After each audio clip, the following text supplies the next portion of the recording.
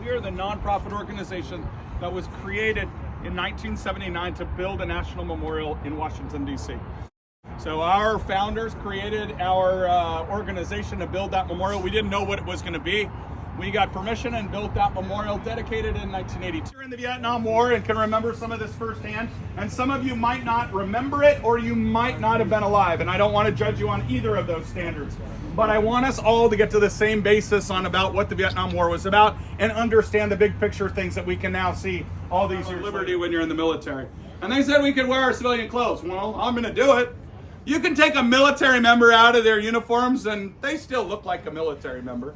So people would come up to us, and they would shake our hands or thank us, and it didn't make sense. And it was about the second week or so that somebody came up to me, and they were about my dad's age, and they shook my hand and they said, "Son, I want you to understand what's going on here. You see, when my generation came back from Vietnam, this is how we were treated." And he went on to tell me some stories that make my skin crawl to this day.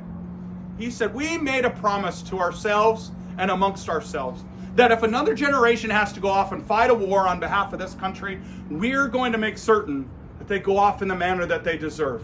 While they're gone, we're going to take care of their families. And when they come back, we're going to take care of them when they return."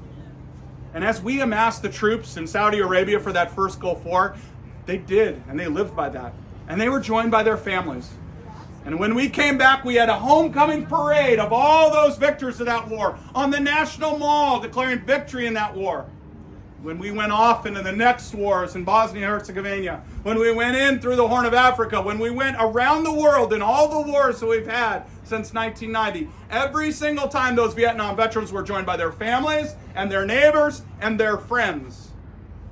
And we sent them off as they deserve. We took care of their families while they're gone, and we welcomed them home.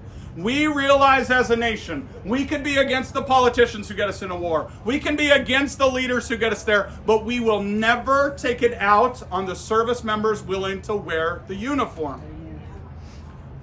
And as they did, and as they continued that, those veterans started to wear their hats.